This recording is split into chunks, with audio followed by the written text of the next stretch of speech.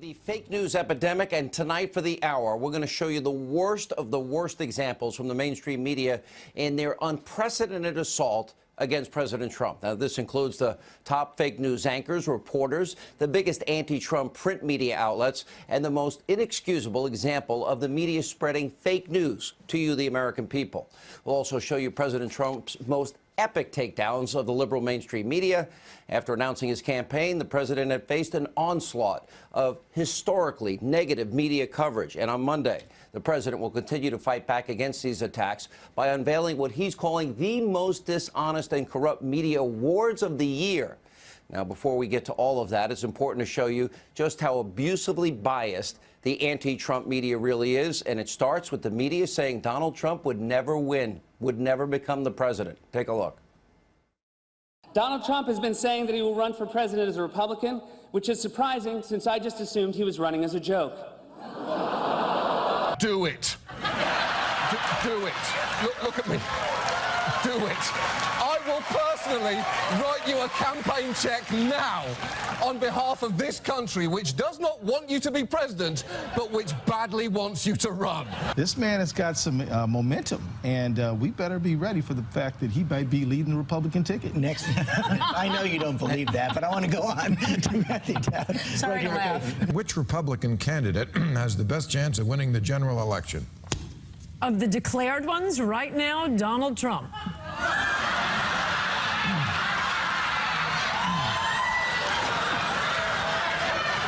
Mr. Trump, to answer your call for political honesty, I just want to say you're not going to be president, all right? It's been fun. President Obama will go down as perhaps the worst president in the history of the United States! Exclamation point at real Donald Trump. Well, at real Donald Trump. At least I will go down as a president. And then on election night after Trump's stunning victory, it was like a funeral for the mainstream media. You may remember some of this. America is crying tonight. I'm not sure how much of America, but a very, very significant portion, and I mean literally crying. Yeah. This is a sadness. It is a mourning moment for those people, and it is a moment filled with fear. Filled with fear. Our country is about to face some serious crises, and so, I mean, buckle up. Your country needs you. It's a pretty extraordinary thing to say. If you have a son in the Marine Corps and that you don't trust the commander-in-chief. The people in the military defend the Constitution. This was a white lash.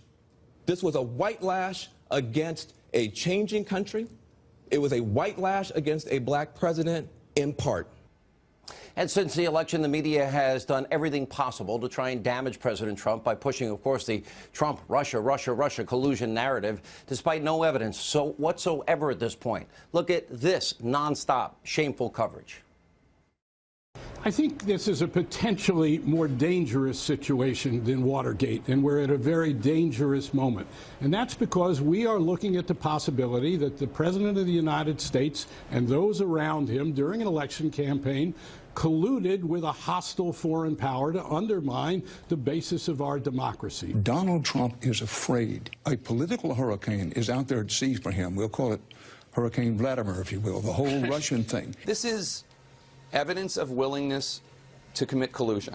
There's outright treason. I mean, there is no question that what he is doing is giving aid and comfort to the enemy.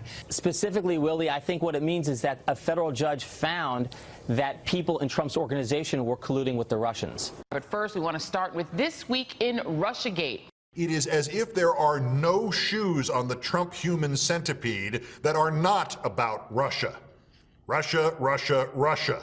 This cloud about collusion with Russia will hang over him no matter where he stands. It certainly feels like we're in the opening stages of a devastating political chapter in American history. Evidence is mounting for the president's meddling in the Russia probe. Tom Friedman said the election hacking is at the caliber of a Pearl Harbor or a 9/11. Do you agree with that? I completely agree with that.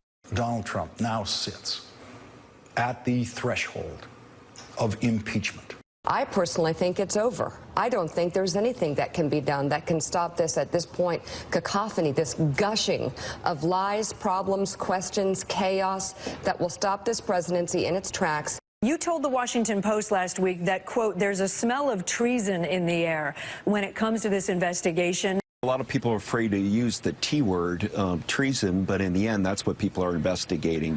It does look like collusion. It does look like he's listening to Putin more than he is American intelligence. And frankly, I've never seen that before. Pretty unbelievable. Joining us now with reaction, former deputy assistant to the president, Fox News contributor Sebastian Gorka, and Fox News contributor Herman Cain. You know, Dr. Gorka, they never expected this. They couldn't. They were shocked by it all. It was a funeral on November 8th, 2016. But the worst part is, ever since, there's been an effort to undo or to delegitimize this president and get him out of office by any means necessary. So it gets really serious. Yeah, I mean, not only did they not expect it, remember what the New York Times and the Huffington Post said? On the night of the election, Hillary has more than a 95% chance of winning.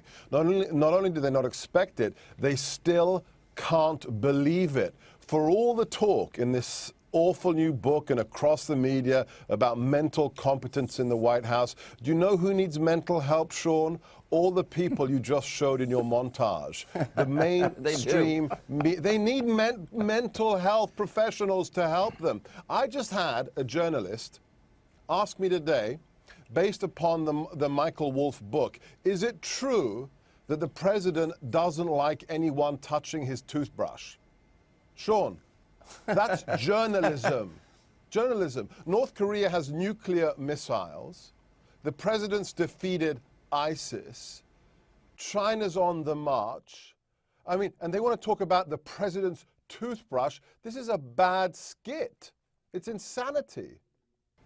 It is a form of insanity. I'm not disagreeing with you. Herman Cain, you experienced all of this firsthand. You can speak from experience how bad this is, but it's still a lot worse for President Trump. It is. And that opening montage was fantastic. It shows that the jokes are on the jokesters and the lies are on the liberals. And it also indicates, as Mr. Gorka alluded to, that TDS, Trump Derangement Syndrome, is an addiction because results don't matter. They don't care about the results of 2017. It's all about Trump Derangement Syndrome. And if I can borrow a metaphor from Mike Huckabee, addicts that are drug addicts, some of them recover. But the media TDS addicts, they show no signs of recovery.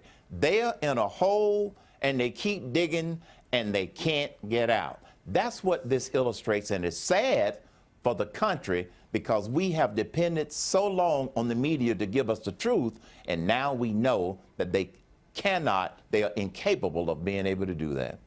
You know, Dr. Gorka, as you look at, then the year of really trying to get him out of office, that's what their goal has been. Yes. But if at a lower level it's to delegitimize, and the words, the adjectives that are used on an hourly basis on cable TV and in supposedly, hard news journalistic centers, ABC, CBS, NBC is the worst, and, Washington Post, New York Times, that they use to describe the president. Are they hurting the office?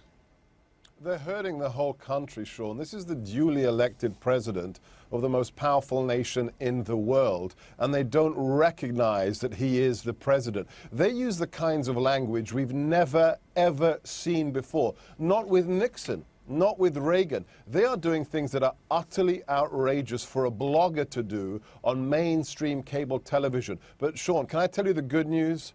The good news is very simple.